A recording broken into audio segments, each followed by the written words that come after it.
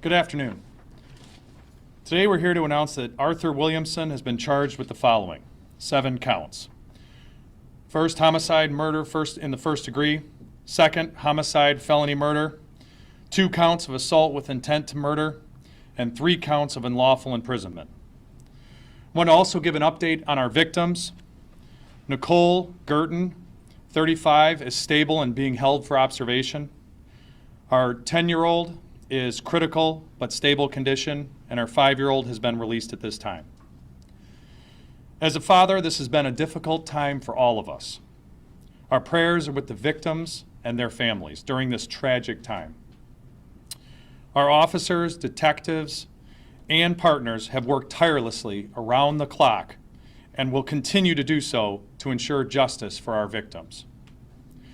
Domestic violence has victimized too many in our community. If you are a victim or someone you know is a victim, please reach out for help.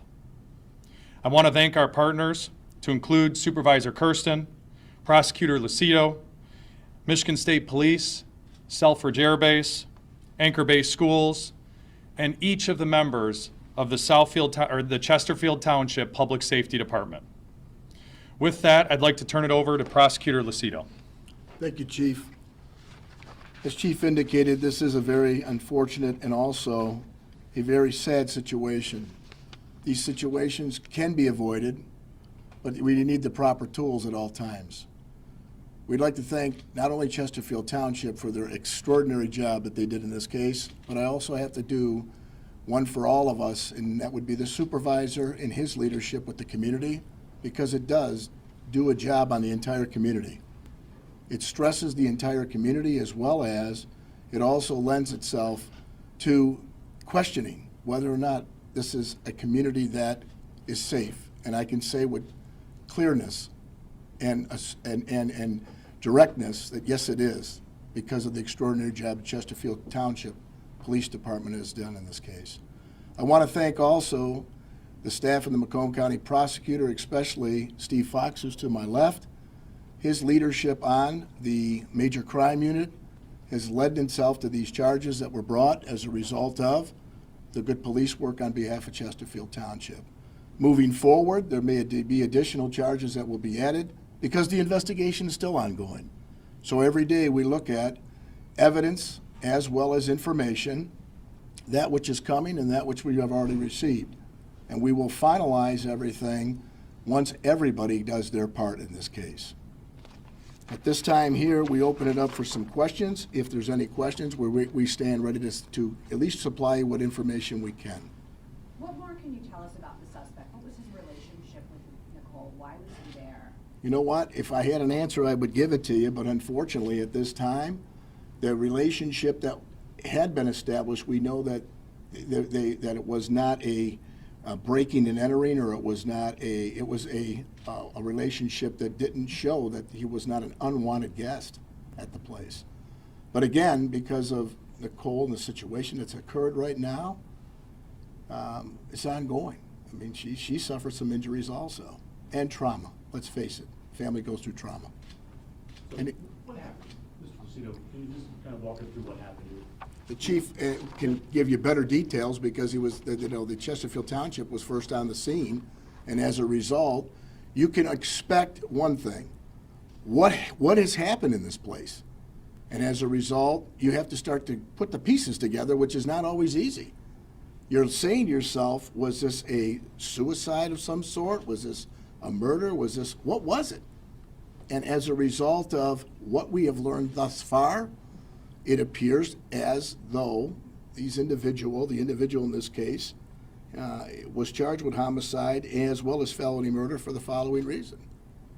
What we believe and suspected to believe that this was a homicide. This was a murder. There was also assault with intent to murder on the individual. And then the last thing is this false imprisonment when you're holding people like this, tying them up. So again, he's innocent until proven guilty. Everyone is. That's the system we live under. But unfortunately, we discern the facts, we hear the statements that we've had so far, and we move forward with charges, and we will continue to add charges as we have evidence that is being brought forth. You know what time he arrived at the defendant arrived at the residence and how long he was there? You can only suspect things that you can try to put together, but because there's limited clarity at this point because of not only the victims in this case that are hospitalized and the ones that need care and treatment, and let's face it, the mother with her loved children, I mean, her most important thing right now is her children. So a lot of that stuff and that information is still forthwith coming. I know this gentleman has an extensive rap sheet. I know that you also say that this is sort of an isolated incident, that this community is safe. Have you, in any circumstance or situation, dealt with this gentleman at any point in time in this particular community, any issues that may have arisen from this gentleman? We can only tell you what, like you see, is on Otis, because that's public information. But as far as whether or not he has had any active contacts in this community, we haven't seen any, no.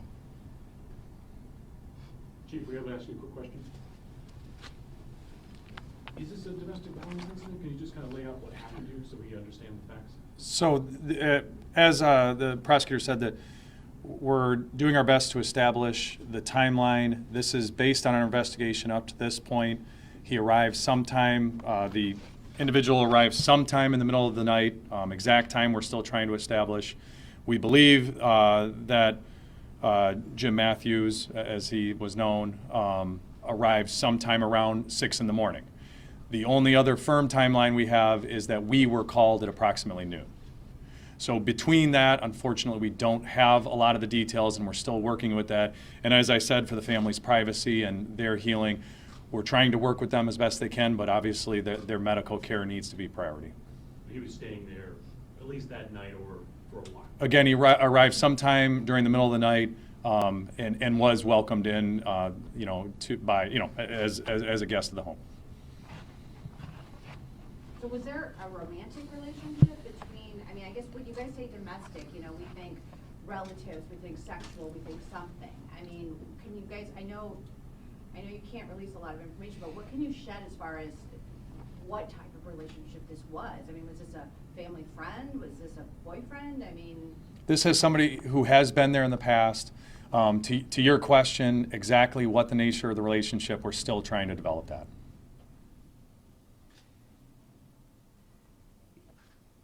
Any other questions? Can you talk at all about, I know you said that he was overdosing at the time when police arrived. Can you talk anything more about that?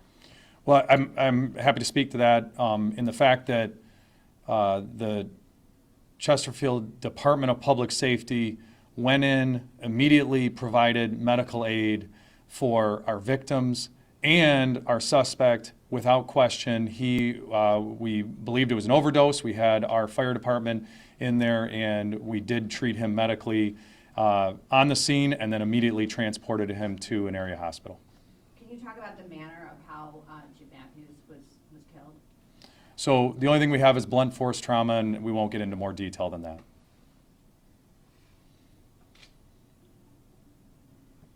Any other questions? Thank you all for your time. I know that this is ongoing. There will be more information released as it becomes available. But again, for the privacy as well as the respect of this family lives in this community. We would also tell you all to respect their privacy as well as what they're going through. So thank you all for coming. We appreciate it.